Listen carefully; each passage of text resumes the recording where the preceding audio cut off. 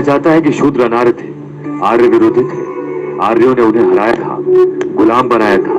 अगर ये सच है तो क्या कारण है कि यजुर्वेद और अथर्ववेद को रचने वाले ऋषियों ने शूद्रों का यशोगान किया है? यह भी कहा जाता है कि शूद्रों को विद्या अर्जित करने और वेद पढ़ने का अधिकार नहीं था। फिर शूद्र सुदास ने ऋग्वेद के मंत्रों की रचना कैसे की? कहा जाता है कि शूद्र यज्ञ नहीं कर सकते थे, फिर सुदास ने अश्वमेध यज्ञ कैसे किया?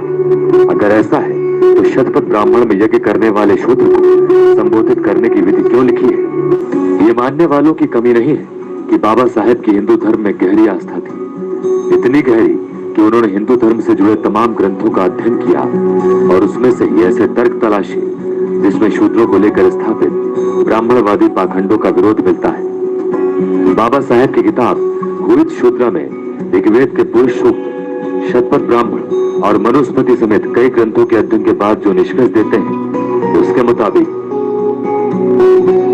शूद्र असल में आर्यों के सूर्यवंशी समुदाय से ही थे। उस दौर में आर्य समुदाय ने केवल 3 वर्ण ब्राह्मण, क्षत्रिय, वैश्य को मान्यता दी थी। शूद्रों का अलग से कोई वर्ण नहीं था। दरअसल उस दौर में शूद्र राजाओं और ब्राह्मणों के बीच कई बार संघर्ष हुए, जिसमें ब्राह्मणों को शूद्र राजाओं के हाथों काफी कष्ट और अपमान झेलना पड़ा। नाराज ब्राह्मणों ने शूद्रों का, जो कि मूलतः क्षत्रिय थे, उनका सामाजिक बहिष्कार कर दिया।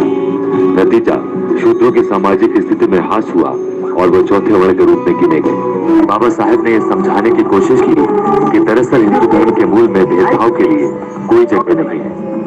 ये भेदभाव दरअसल सामाजिक संघर्ष का परिणाम है जिसे दूर किया जाना चाहिए।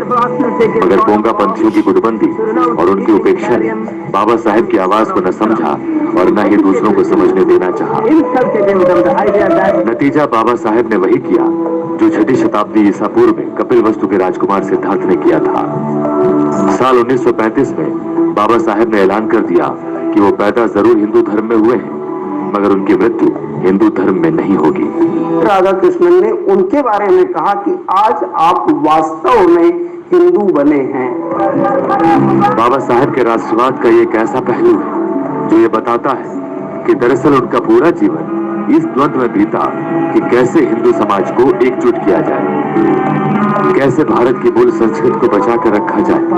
वो संस्कृति जिसके मूल में वेद है, वो वेद जो महिलाओं और शूद्रों तक को भी यज्ञ का अधिकार देते हैं, वो वेद जिनकी गलत व्याख्याओं ने समाज की मूल धारा में चल रहे एक समुदाय को हाशिए पर डाल दिया। बाबा साहेब अपनी किताब फिलॉसफी ऑफ हिंदुइज्म में भी इस तर्क को रख चुके हैं। बाबा साहेब के इस चिंतन का ही परिणाम है कि उनके महात्मा गांधी से भी अछूत उद्धार के मुद्दे पर गंभीर मतभेद रहे। महात्मा गांधी का प्राथमिक लक्ष्य स्वतंत्रता थी, जबकि अंबेडकर समानता के साथ स्वतंत्रता चाहते थे। अंबेडकर के अनुसार जब तक भारत में दलितों का उद्धार नहीं होता तब तक हिंदू धर्म और भारत का भी उद्धार नहीं हो सकता। लेकिन उनके अनुसार उस समय का बौद्धिक वर्ग और अनेक कांग्रेसी नेता इस विषय पर उतनी गंभीरता से नहीं सोच रहे थे। इसलिए अपनी ऐसी ही सोच और कई प्रश्नों को उन्होंने अपनी किताब what Congress and Gandhi have done to the untouchable, अर्थात कांग्रेस और गांधी ने अछूतों के लिए क्या किया, में उठाया और यह पूछा कि भारत की गुलामी कुछ वर्षों पुरानी है, लेकिन दलितों और पिछड़ों के रूप में भारत का एक बहुत बड़ा हिस्सा जो बहुत लंबे समय से गुलामी के दलदल में रहा है, इन दोनों में से किसकी आज़ादी अधिक महत्वपूर्ण है। अर्थात राष्ट्र की आज़ादी के साथ साथ व्यक्ति की आज़ादी पर भी ध्यान दिया जाना चाहिए, जिस पर उस समय के कांग्रेस के नेता विचार नहीं कर रहे थे।